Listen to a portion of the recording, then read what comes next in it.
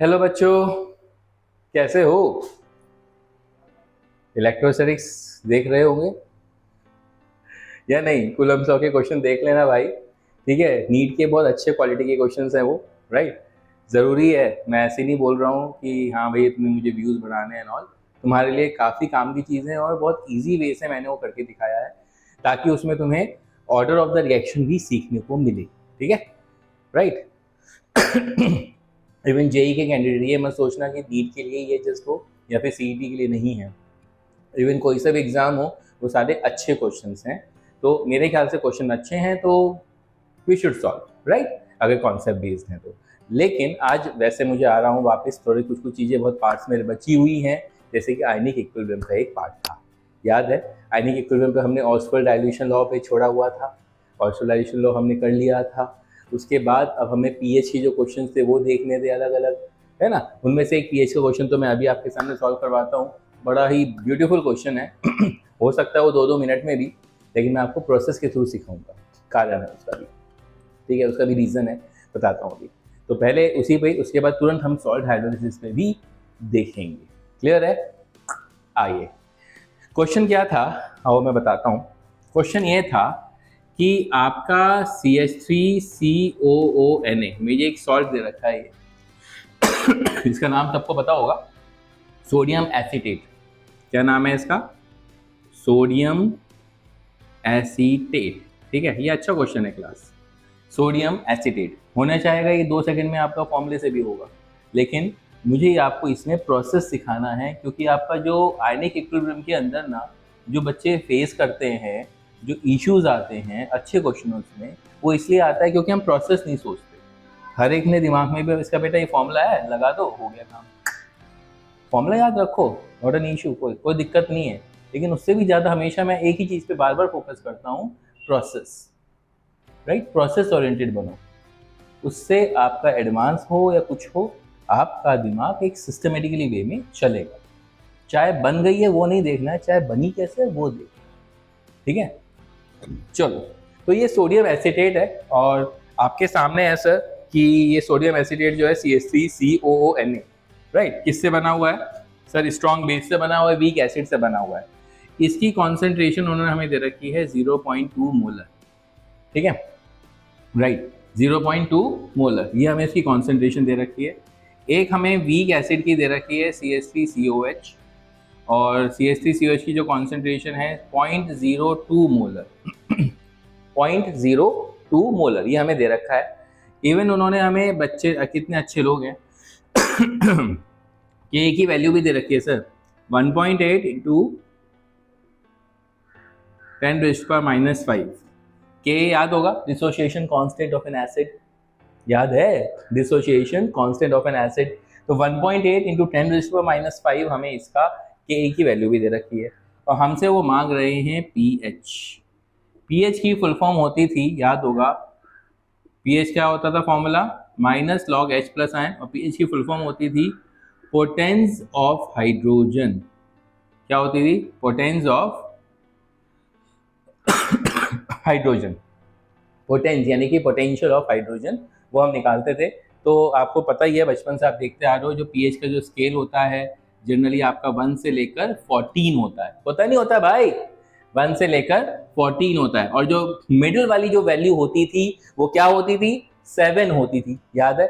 जो हम कहते थे सॉल्यूशन आपका न्यूट्रल है, 7 से ऊपर गया तो सर बेसिक है, 7 से नीचे गया तो सर एसिडिक है। जितना आगे जाएगा उतना ज़्यादा आपका पीएच की वैल्यू ज़्यादा होती जाएगी, यानी कि उतना ही ज़्यादा वो बेसिक होता जाएगा। जितना वो कवन के करीब आएगा तो उतना ज़्यादा आपका वो एक एसिड बनता जाएगा। लेकिन ध्यान रखना एक चीज़, हमेशा एक चीज़ आप क्या ध्यान रखोगे कि सर जैसे जैसे तुम आगे जा रहे हो, वो तो कोई दिक्कत नहीं कि वो बेसिक हो रहा है और वो एसिडिक हो रहा है। मेन चीज़ ये है कि जरूरी नहीं है कि पीएच का जो स्केल है वो 14 तक ही रहे, राइट। जैसे कि मैंने बताया भी था कि जैसे जैसे टेम्परेचर बढ़ता है वैसे वैसे आपकी जो KW की वैल्यू होती है, राइट, जैसे जैसे आपका टेम्परेचर बढ़ता है वैसे वैसे जो KW है वो भी बढ़ता है।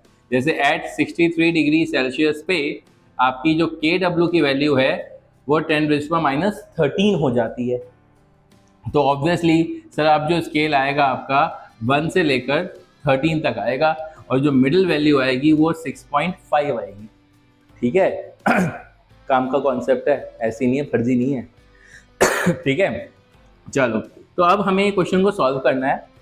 बहुत जने बोलेंगे एक सेकंड में फॉर्मूला बेस्ड होता है, होगा, लेकिन उससे भी पहले मैं आपको बहुत चीज़ इसमें सिखाना चाहूँगा in which you will learn a lot of thing in this question. ठीक है, एस्पेक्ट भी सीखेंगे, कॉन्सेप्ट भी सीखेंगे। क्वेश्चन समझ में आया क्लास? हमें सोडियम एसिटेट है, उसकी कॉन्सेंट्रेशन दे रखी है 0.2। हमें एसिडिक एसिड दे रखा है, उसकी कॉन्सेंट्रेशन है 0.02 मोलर, और हमें हमसे मांगा है बेचारों ने pH। ठीक है, क्लियर है? चलो क्वेश्चन सॉल्व करके देखते हैं। तो क्वेश्चन को अब हम करना स्टार्ट करते हैं। सबसे पहले आप क्या करो, सबसे पहले जो दिमाग में आता है क्लास, वो क्या आता है, आप इसको डिसोशिएट करके देख लो। CH3COONA, इसको मैंने क्या किया, डिसोशिएट किया। किस में? CH3COO minus plus Na plus, ये मैंने क्या किया, डिसोशिएट किया। अच्छा सर, अब एसिडिक एसिड है सर CH3COOH, सर जी ये तो वीक एसिड है तो पार्शियली डिसोशिएट होगा। CH3COO minus plus H plus, यही होगा। इसकी कॉन्सेंट्रेशन, ये एक स्ट्रॉन्ग, आपको पता है सॉल्ट है, तो सॉल्ट तो सर कंप्लीटली डिसोशिएट होता है। तो अगर इसकी कॉन्सेंट्रेशन 0.2 है और इसकी स्टार्टिंग में कितनी होंगी सर, 0 होगी, तो ऑब्वियसली आफ्टर सम टाइम ये तो 0 हो जाएगा, और ये कितना हो जाएगा 0.2, और ये कितना हो जाएगा 0.2। ऐसे ही 0.02 अगर ये है तो ये इनिशियली कितनी होगी 0 तो 0.02 इसमें से अगर x कम होता है, हमने ओस्वाल्ड डाइल्यूशन लॉ में भी सीखा है ये चीज, अगर x कम होता है तो ये भी x बनेगा और ये भी x बनेगा। बनेगा नहीं बनेगा? क्लास है या नहीं?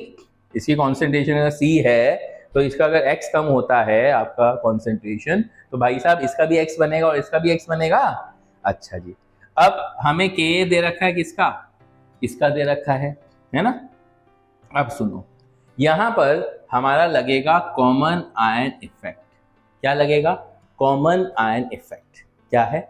Common ion effect.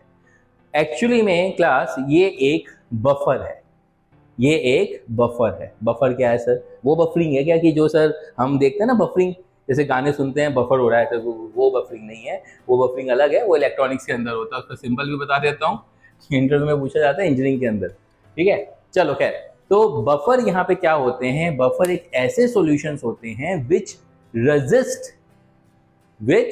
resist the change in pH, which resist the change in pH if you add a small amount of a strong acid or a small amount of a strong base to it।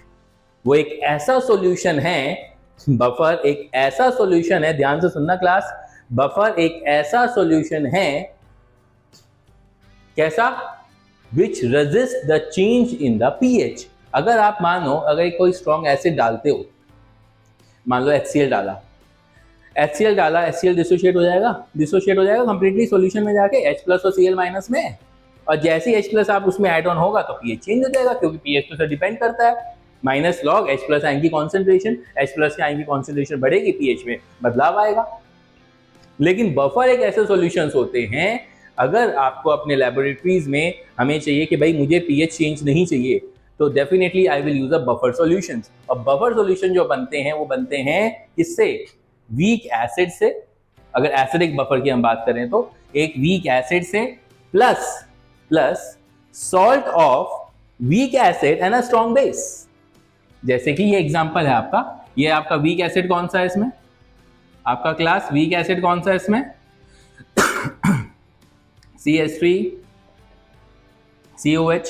और आपका ये क्या है? Salt of, ये क्या है आपका? Salt of week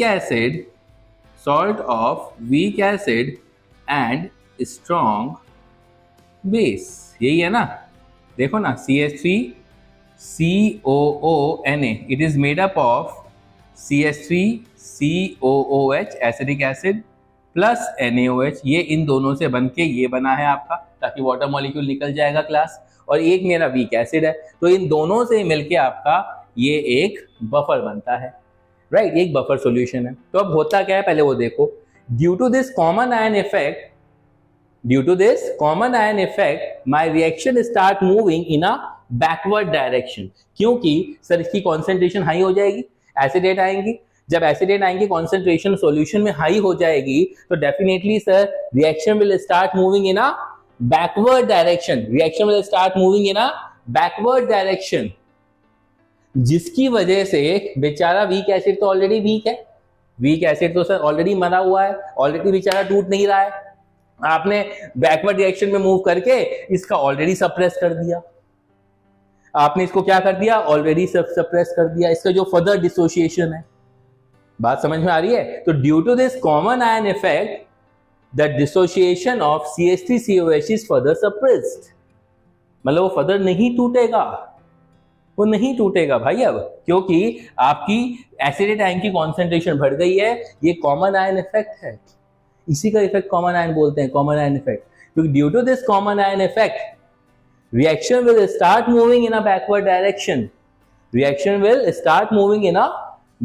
direction, जिसकी वजह से क्या होगा, the further dissociation of acetic acid will be suppressed, क्योंकि सर ऑलरेडी वो मर चुका है, ऑलरेडी वो खत्म है, क्योंकि वीक है, कमजोर है, डिसोसिएशन वैसे ही बेचारे का नहीं होता और आपने ऑलरेडी उसको और फर्दर डिसोसिएट नहीं होने दे रहे हो, क्योंकि due to the presence of the common ion effect.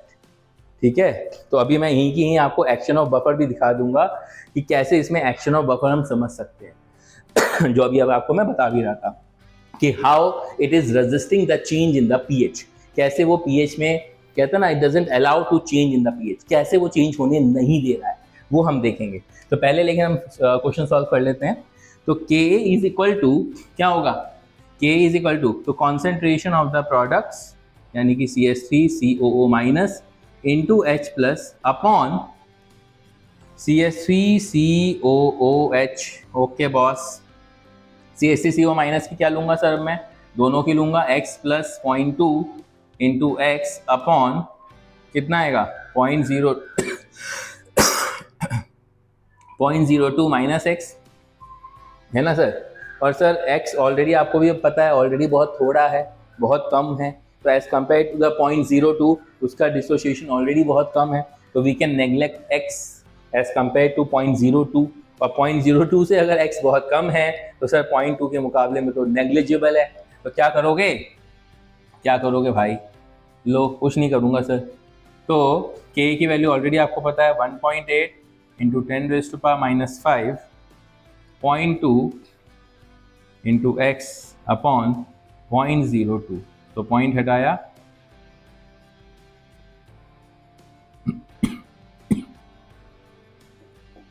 तो कितना आ गया भाई 1.8 इंटू 10⁻⁻5 अपॉन 10, 1.8 इंटू 10⁻⁻6, यानी कि H प्लस आयन की जो कॉन्सेंट्रेशन आ गई 1.8 इंटू 10⁻⁻6, क्योंकि X आपने वही माना था ना H प्लस, तो H प्लस आयन की कॉन्सेंट्रेशन कितनी आ गई 1.8 इंटू 10⁻⁻6, सही है। और यहाँ से फिर pH निकालना बड़ा आसान, तो pH की वैल्यू कैसे थी, minus log H plus ion की कॉन्सेंट्रेशन है, तो यहाँ से गुरुजी आप 6 माइनस लॉग 1.8, लॉग 2 होता है 0.3010, तो मेरे ख्याल से उसी के आसपास आंसर आपका आएगा 5 पॉइंट समथिंग, मतलब वो तो तुम निकाल सकते हो, लेकिन मेन चीज़ है कि मैंने आपको प्रोसेस के थ्रू कैसे समझाया, क्योंकि कॉमन आयन इफेक्ट कैसे होता है, फॉर्मूले से भी होता है क्लास के क्वेश्चन, फॉर्मूला आराम से 1 सेकंड में लगेगा, आंसर भी निकलेगा, बढ़िया आंसर निकलेगा, टेंशन भी नहीं है। लेकिन आपको जो मैं सिखाना चाह रहा हूँ, आपका जो दिमाग में